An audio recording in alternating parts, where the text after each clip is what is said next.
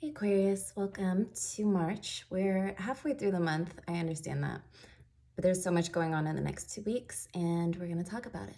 If you're new here, like and subscribe. I know you haven't got your reading yet, but it's going to help with the accuracy of our collective here. So like and subscribe, hit the bell notifications so your April reading comes up and you don't miss it. So much going on in the next 2 weeks. I'm going to get some cards out. I'm going to talk about the astrology as we go. Yes, okay. So we are the sun is in your second house right now. So it's going to be like your money, your belongings, your properties, things of the tangible nature, much like the King of Pentacles. Okay, and that's just the beginning. Okay, Pisces season is almost to an end. We have like another week of Pisces season and things are going to start moving into your third house.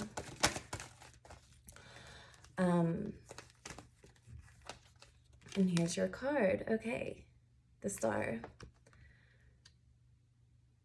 So it does not matter your Aquarius placement. Okay, you might be an Aquarius rising, you might be an Aquarius sun, moon, Venus, whatever. Okay, there's going to be something here for you. I read from the first house perspective for the zodiac of Aquarius. So that's where you're going to hear me talking about the houses.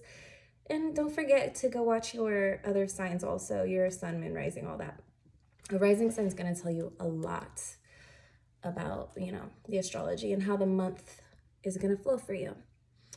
The first thing I want to say is Pluto is dipping into your sign for the first time in a very long time. Okay, it's been in Capricorn since around 2008 for perspective. So Pluto is a very slow-moving planet. It's very far, so it stays in a sign for a very long time before it hits the next sign. Pluto is about our deepest, darkest secrets. It's about who, with it being in your first house, it's dipping in there. Okay, it might be at 0 degrees, but it's still Aquarius. Okay, so you might be finding yourself within the next week, within the next 2 weeks. I don't want to say questioning yourself, okay? I don't want to set up any like fear-based anything, but you might be looking at yourself in a different light, okay? You might start to do shadow work for the first time. You might start to deepen your shadow work, and it's never a good idea to stay in it too long. You have to come up for air after a while. But Pluto's getting comfortable, okay? It'll retrograde later this year back into Capricorn, but it's moving into your sign for long-term stuff. Okay, so I see you setting yourself up for success. Okay, there's a lot of transits in between now and then. Like I said, this 2 weeks is packed with stuff, but that's one of the bigger ones for you, Aquarius, is Pluto moving into your sign. The sun has been in your second house, so money might be particularly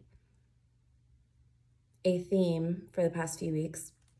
Yeah, this full moon that we just had a couple weeks ago was in your 8th house. That's transformation. That's what stays and what goes, what's dead and what's growing from that transition. Okay. So let's go in order. Let me try to stay in chronological order. On the 16th, Venus moves into your 4th house. Okay, this is your home, your family. Okay, you might be softening in a way, okay? I see less conflict. If you had any conflict in the home area, I see less of that happening, okay? I see like the brakes put on something that might have been previously tense.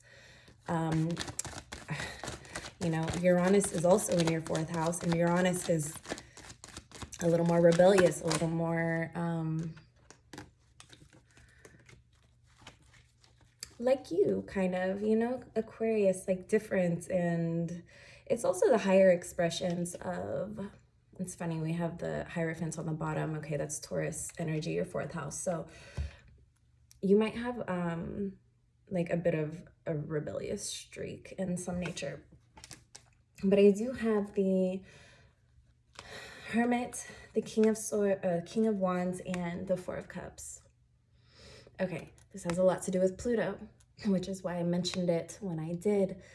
As you're evolving, as you're growing and making these major steps forward, it's gonna bring up some emotions in you. Okay, this card is very much like a shadowy work card. This is going within and checking in with yourself, okay? Looking into yourself for the answers and less outside of yourself.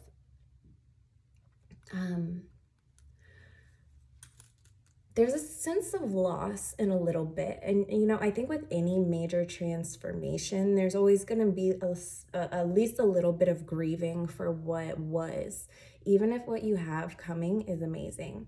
And that's just one of the human nature things that we all kind of feel. Even when things are going great for us, we can still kind of feel this sense of something missing.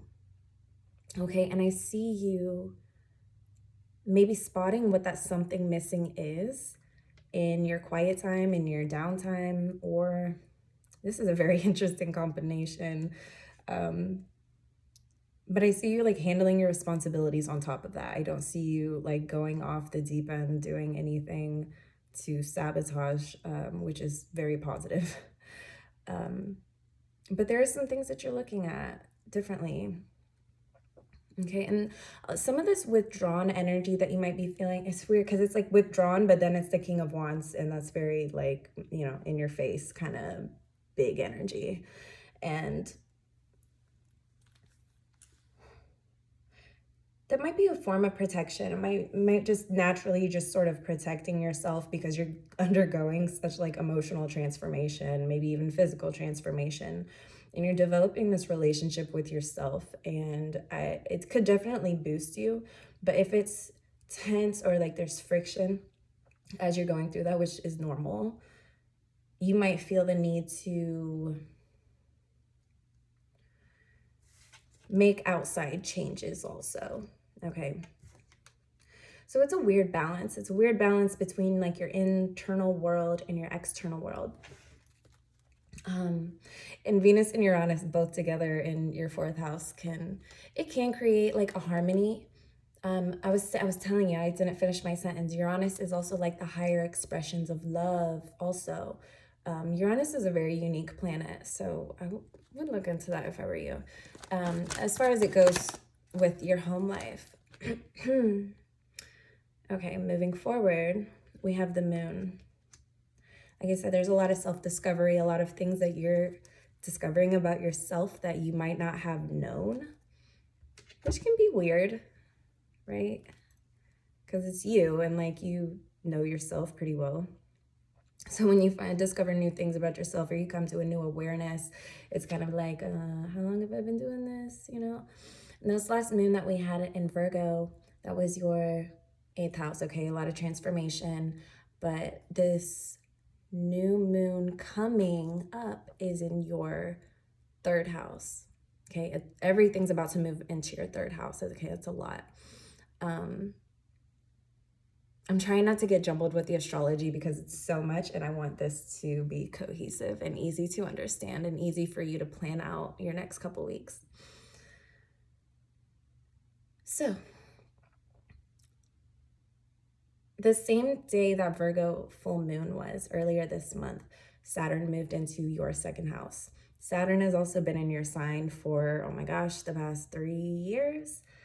And it's moving into your 2nd house. So money's going to be your money game, like your discipline with money, how you spend it, everything that is working is going to be amplified. And also everything that's not working is going to be amplified. It's going to be brought to your attention. You're going to have to do things differently. I know you're a fixed sign, and I know you probably up to this point feel like you really do know yourself very well. You're very, responsible. It's going to deepen even more so with Saturn being there. And get comfortable with that, because, well, as comfortable as you can with that, because like I said, Saturn's one of those bigger planets that's further away, and it's going to stay in that sign for a few years. Not like Pluto, like 15 years, but a few years. Okay. So big stuff, big stuff. On the 18th through the 20th, it's when you're going to start seeing more activity in your third house. So like your family, your sibling stuff, your friends, the people you communicate most with are going to be highlighted. Okay, Mercury and the sun are moving into Aries. And the same day the sun moves into Aries, there's a new moon.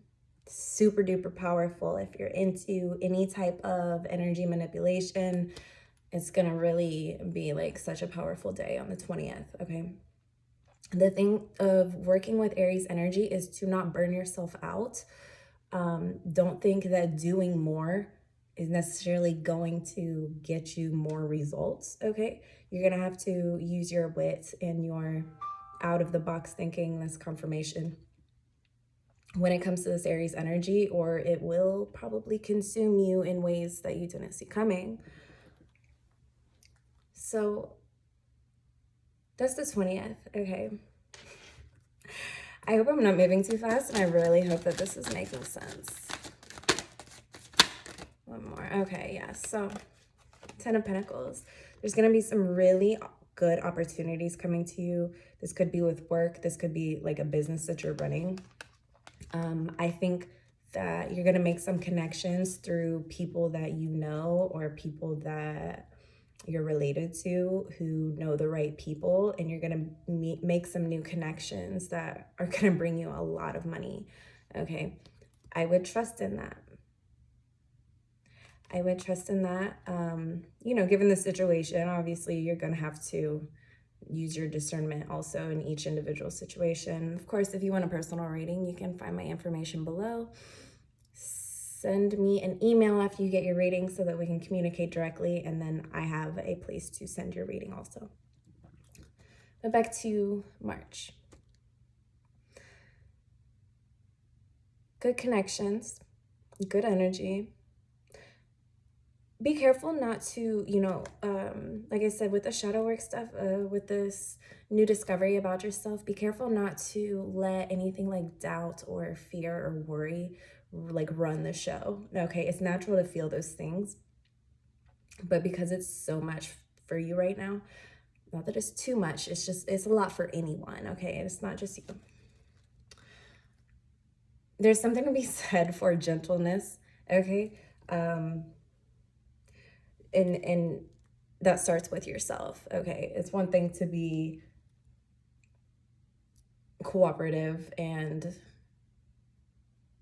what's the word?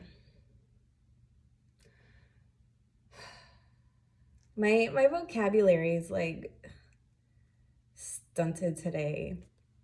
I keep wanting to use the wrong words. Anyway, it's good to, you know, not burn any bridges right now. It's good to just be like amicable. That's the word I was looking for. Because you might, if you start feeling too much fear, too much doubt, you might, you know, kind of burn the wrong connection at this time, and it could bite you later. So just for now, you know, and everything's moving into Aries, and you know how Aries season is. You know how Aries energy is, and it's just something to fuel up with. Don't burn the house down with it, okay? So after all that Aries energy, the 23rd is when Pluto moves into your sign, okay? We have, yeah, basically what I just said with the Ace of Coins and the Nine of Swords. Don't be quick to cut off connections and people that you think right now don't really have any, hold any weight in like your future or your endeavors or whatever journey you're about to take. Don't burn bridges too early. Kind of just withdraw a little bit. If you can't be cooperative with someone, just kind of withdraw, because again, this is kind of what I just said with messing up a really good opportunity because of saying something too quick or letting doubt and fear and worry run the show, okay? And I don't want you to miss out on anything beneficial for you, but there is like an energy of that, so just be aware of it. What else? Aquarius. I'm gonna try to make this a little bit shorter. It's already 15 minutes, but oh, we have the Tower. Let me reiterate that. Oh, goodness. Three of Swords. So there's a situation that might have already happened. This is what I'm getting. There's something kind of already happened or already has been in the works of happening. And you're like, I can't be nice to this person. I can't be amicable with this person because of things that have already happened. It's not really my choice. This is just where I am. And this is how I have to handle things. I only have so much power in this situation. You see how that sounds when you say it out loud? You have a lot more power than you think. And I think Saturn is going to strengthen you in places where you didn't think you had power. Okay, and this is just the beginning. This is just the beginning. That's really positive. I mean, we're all experiencing these transits in different ways, and my intent is to give Aquarius the best message for right now. This Tower card and this Three of Swords brings me to the 25th of March when Mars moves out of Gemini and into Cancer. Mars has been in your 5th house. You might have been, you might have been slipping in some ways for the past 5 months. You might have a good reason for it. I'm not judging, but you might have had a tiny little reckless streak in some way or another. Even if it's not outward, it might be your thoughts, the things that you're telling yourself, the things that you're doing, or the things that you're not doing, and making excuses like, oh, I can't do that, I can't do that. You want to do it, but you can't for whatever reason.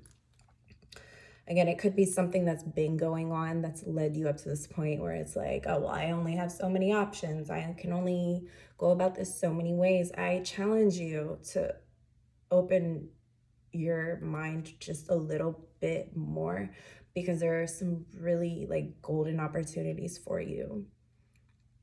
Let me talk about this. Okay, so that's been in your 5th house.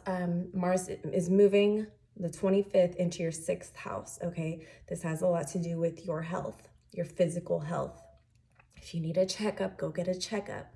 Okay, Mars is a planet of war. Mars is a impulsive planet. It's a sexual planet. It's a very primal energy, Mars. So when that moves into your 6th house,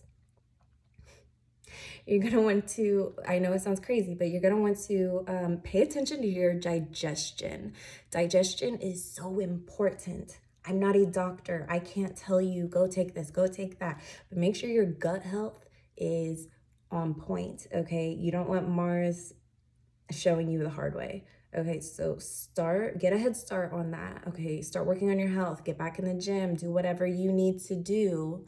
Not a doctor, coming back to me saying, oh, you told me to do this.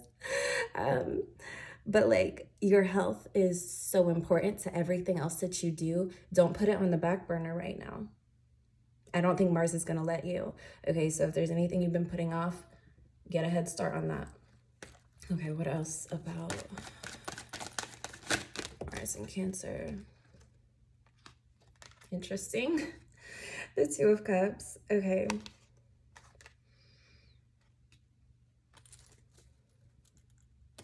Interesting. So some of you may have a love connection going on. If you don't have enough going on already, maybe if you're single, you might have somebody that's really attracted to you, that's really coming to you, that's ready to no pun intended, but really ready to be in your life. Let's talk more about this. What is this Two of Cups?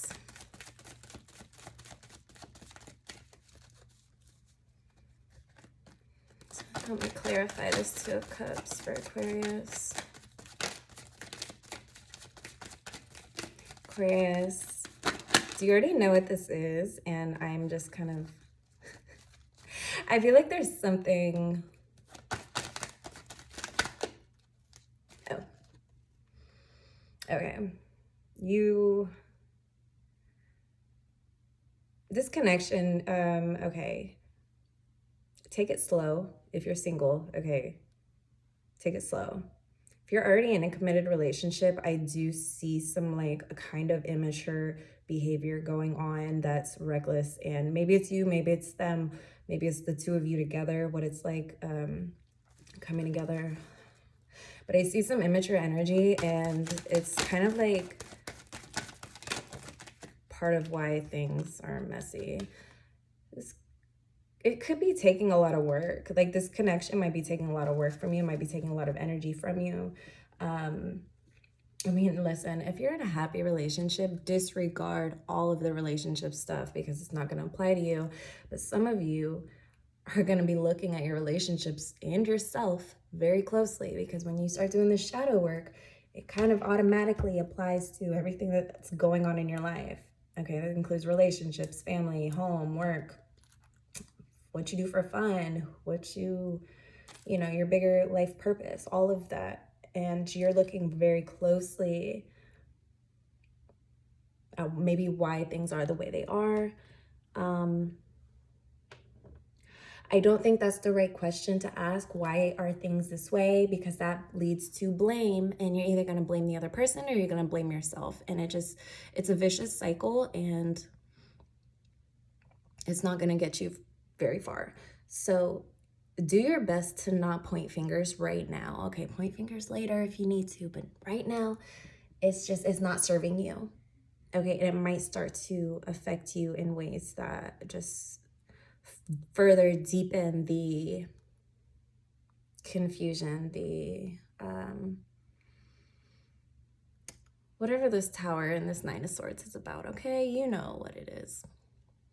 But if you want a personal reading and you want to go into your personal situation, my website's below. Like I said, get the reading. Email me at gelatotarology@gmail.com. Website is gelatotarot.com. And we will work on your specific situation. I think I'm going to do a video on like what it's like to get a reading with me, because I'm not the typical like we need to be face to face or like FaceTiming or anything like that.